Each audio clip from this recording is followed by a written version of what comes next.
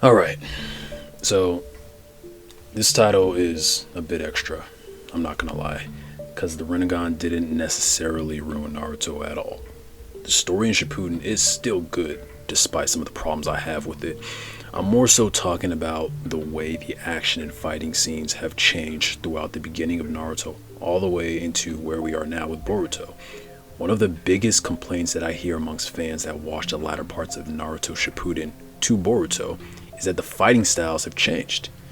During the early parts of Naruto, analytical and detail-oriented battles that require the characters to constantly think on their feet and make adjustments were much more prominent in the series. Now, the battles in this continued series are much more centered around a character's power level and them just overpowering their opponent as opposed to outsmarting them.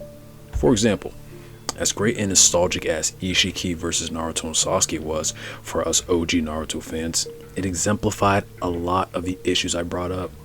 Naruto and Sasuke were without a doubt the most powerful characters in the series up to that point in Boruto, until an antagonist was presented in the form of Jiren / Ishiki. And as we all saw, Naruto and Sasuke stood basically no chance against Jigen, and definitely stood no chance against Ishiki, regardless of the type of form or jutsu that they used. Beaten into a corner where they basically stood no chance, we see Kurama bring up Baryon mode, essentially out of nowhere, and recommend this ridiculous power-up to Naruto at the most convenient moment.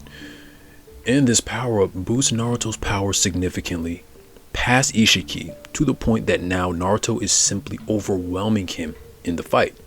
Mind you, this is the same Ishiki who was destroying Naruto and Sasuke with minimal difficulty.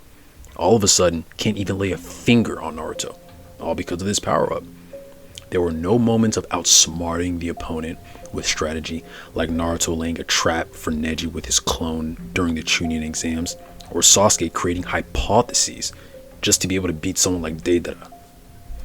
No, this was simply the formula of fight an opponent that is stronger than the protagonist until said protagonist gains some type of power-up to where they can now defeat said villain. Very similar to the classic DBZ formula used time and time again. Kinda like with Goku versus Jiren. This formula isn't inherently bad or non-enjoyable, but it wasn't what was really attributed with Naruto. And granted, there were moments where this formula was used, like when Naruto gained the power up against Haku, an opponent he wasn't able to beat at first until he gained some Nine-Tails chakra to beat him.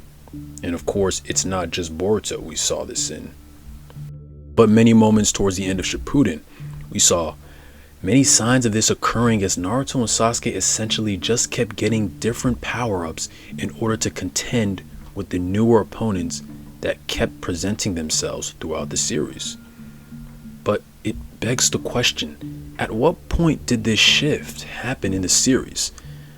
I believe that shift occurred when the Rinnegan was introduced during the fight with Pain and Jiraiya. The massive amounts of abilities the Rinnegan has makes it so that essentially over 90% of all shinobi can't even contend with a wielder of this dojutsu. Conan made a claim that Pain had never lost a fight before, and after seeing all the abilities of the Rinnegan, it's 100% believable. Because outside of Kage level characters, who even has a chakra and the moveset to even contend with someone like Pain? As we saw during the war arc, most shinobi are limited to maybe a few chakra nature changes, possibly some Hiden techniques, and very rarely a Kekkei Genkai. That's it.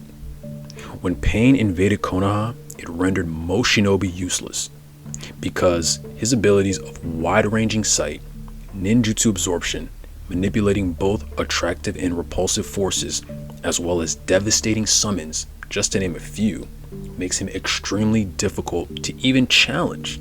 The only characters alive at that moment in time that could even beat Pain in a straight up fight would have been Obito, only cause Kamui is a broken ass jutsu itself, and Guy, who would have had to use all 8 gates which would have resulted in his death. That's it. 2 characters. We can all agree that Naruto had a lot of favorable elements working on his side that led him to being able to beat Pain, and that a Sage Mode only Naruto versus Pain with all his powers would have lost to Pain. So, because of Pain's ridiculous power set and the natural progression of any story that follows the rules of characters must get stronger as a story moves forward, it only makes sense to not only make the protagonist have some broken abilities to contend with the Rinnegan, but make further antagonists have their own broken abilities as well. Because you couldn't just have the strongest villain be somewhere in the middle of the story, but the final ones be substantially weaker. That's what led to many more characters obtaining a Rinnegan of their own. Naruto obtaining Bijou Mode, 6-Pass Sage Mode, Dimension Hopping, True Seeking Orbs, etc., etc. So, to summarize what I'm saying, it's that because of the Rinnegan was introduced into the series, it raised the barrier of entry in terms of power level that many of the main characters had to even have to contend with the strongest characters of the verse, which then turned the series into a quote-unquote who has the highest power level will win contest, as opposed to power level plus strategy equals best chance of winning. This also subsequently got rid of characters being able to compete in many fights. Shikamaru can be as smart as he wants to. He ain't outthinking a damn meteor falling on himself. But those are just my in-story reasonings as to why fights in Naruto, are the way they are right now. Out of story though, I believe the writers went this direction because writing a battle with unique and strategic battle methods is much more difficult and time consuming than making a fight of who has the most power will win type of fight.